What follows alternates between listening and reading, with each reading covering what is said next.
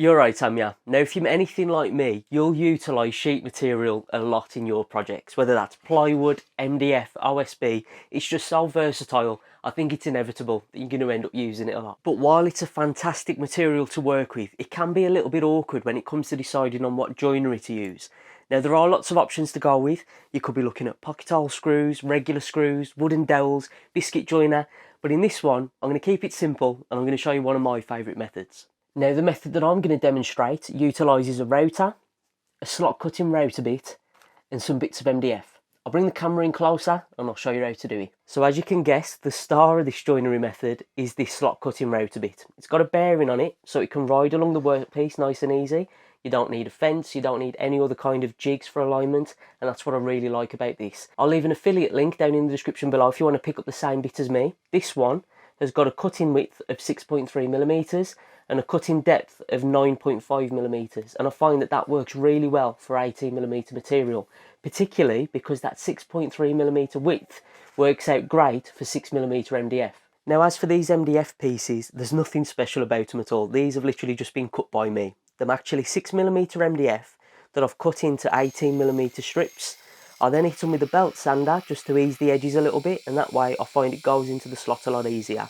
So it's almost like I've added a slight chamfer to all the corners, and then I chop them up to random lengths. You can of course just do one long piece depending on the joint that you're working on, or you could do lots of little pieces and just add more next to each other as needed for each joint. Now, the setup for this joinery method really is quick and simple as well, which I like even better.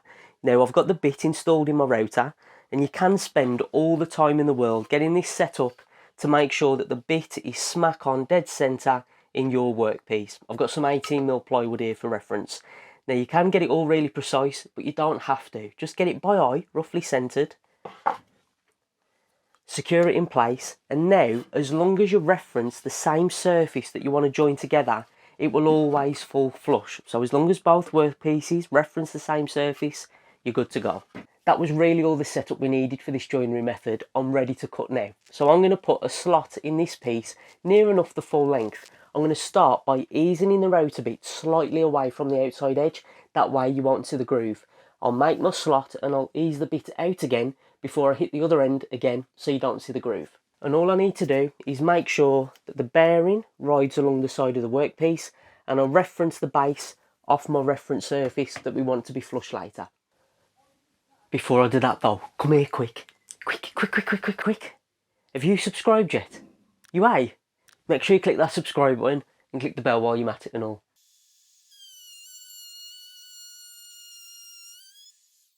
It's not perfectly centre, it's close enough by eye, but with the next piece, as long as I reference the same surface, they'll come together nice and flush. Now I can cut the other slot on the other piece. Again, I'm referencing my reference side so it'll finish nice and flush later. I'll ease in at the start, skipping the edge, cut the slot and ease out towards the end again, skipping that edge.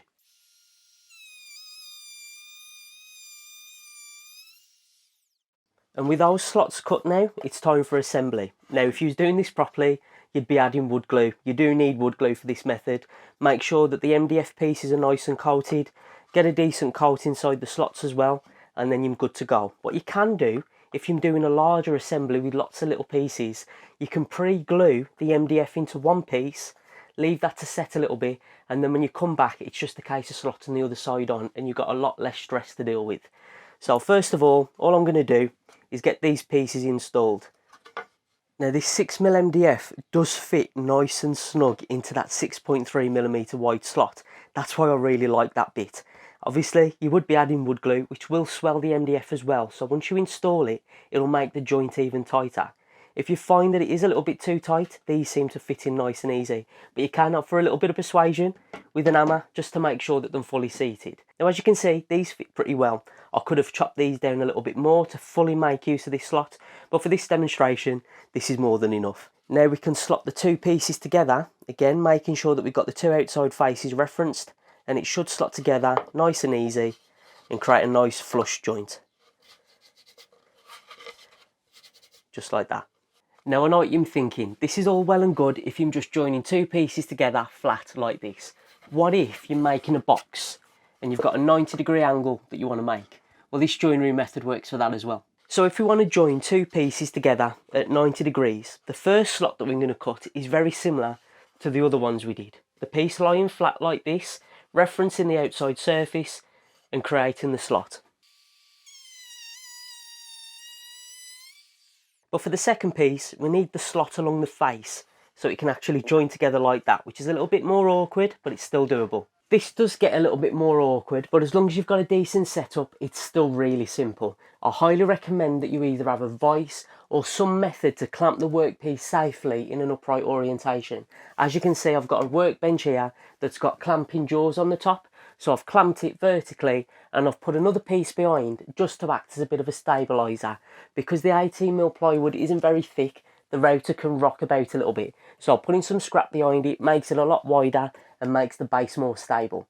So I can use the same slot cutting bit, keeping the depth exactly the same, referencing the outside edge, and I can now cut a slot in the face of the material and we should be able to join it to the other piece, creating a nice 90-degree angle that's nice and flush.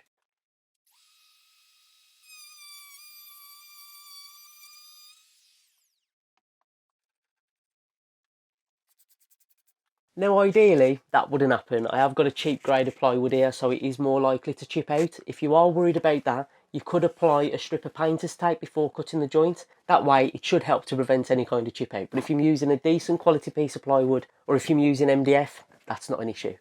So just like before, now that the slots are cut, it's ready for assembly. Again, if you was doing this properly, you'd be adding wood glue, but I'm just going to show you for this demonstration. So I'll insert one of the 6mm MDF pieces. And as you can see in this example, there's quite a lot of the slot that's wasted. I could cut some smaller pieces to fit in, or I could use a slightly bigger piece, or cut one perfectly to size. Now these should just slip out nice and easily, but if you do find it's tough, a good tip to use, if you use the claw side of a regular claw hammer, you can use it to lever up and take the pieces out. But this fits quite well. I'm going to pop this back in place and we can attach the other piece. Now this should, with any luck, just slot together and be nice and flush to that outside edge. And that will work great if we're making boxes, if we're making drawers, anything like that. Get some clamps on it, lots of glue, and jobs are good in. So there you have it, a really quick and simple joinery method for use on sheet material. This really is one of my favourites, but I wanted to just discuss a little bit about why it's one of my favourites.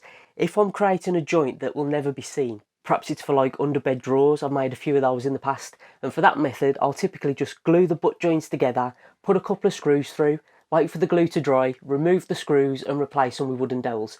It's going to get painted after, I don't need to worry about what the outside face looks like, and that's really quick and simple to do, so I opt for that. You could look at using something like pocket hole screws. They're brilliant, they're much stronger than regular screws, something to do with the angle that they go in, I'm not 100% sure, but it works, it's not just magic. But with those, you're left with really big oval shaped holes that you'll either leave because you'll never see them, or they need filling, sanding back, painting, all that kind of stuff. You can look at using a biscuit jointer, which is very similar to this method. The difference with a biscuit jointer is it's one circular blade that you plunge into the material, and you're left with a very shallow curved slot that you use biscuits for. You need to buy the biscuits, you could probably cut your own, but it's just more expense on that part, I find. Plus, it does make it more difficult if you want to make longer slots. You need to make multiple plunge cuts. You really need to make sure that all those individual biscuits are aligned pretty well. There is some wiggle room, but not a lot, so if one's slightly off, it's going to throw the rest of the joint out. And dowels are brilliant, but they can be really awkward to install. If you haven't got them perfectly centred, the joint won't come together nice and flush, and you're either left with a lot of sanding, or you need to go around and flush it up later, or worst case scenario, you need to fill the holes that you drilled, re-drill the holes, reinstall the dowels.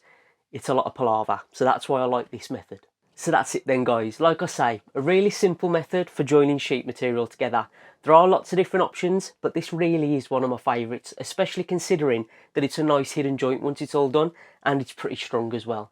If you've got a better option, do you do it a bit differently? Let us know in the comments down below. I'm sure everybody will chip in and we'll all learn something, so it's really helpful to do that. If you're not subscribed to the channel already, make sure you click that subscribe button and click the bell icon next to it. That way you'll get a notification as soon as I upload a new video. Thank you all for watching, and I'll catch you on the next one.